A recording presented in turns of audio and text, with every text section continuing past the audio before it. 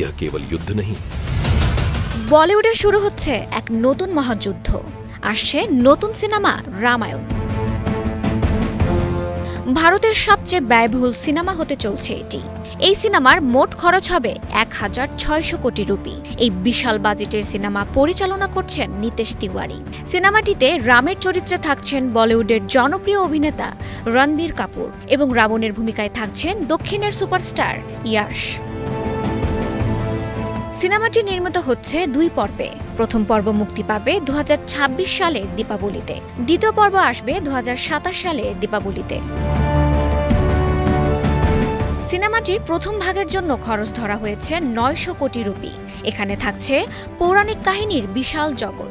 দ্বিতীয় ভাগে আরও ৭০০ কোটি টাকা খরচ করা হবে, যেখানে থাকবে অ্যাকশন দৃশ্য।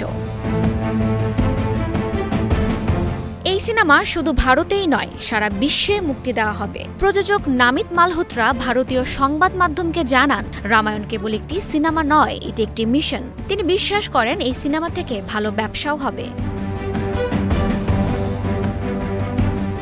সম্প্রতি সিনেমাটির প্রথম লুকের একটি ভিডিও প্রকাশ পেয়েছে, যা দেখার পর থেকেই দর্শকদের মধ্যে উত্তেজনা বেড়ে গেছে। সংশ্লিষ্টরা বলছেন, রামায়ণ ভারতীয় ঐতিহ্যকে নতুনভাবে পর্দায় তুলে ধরবে।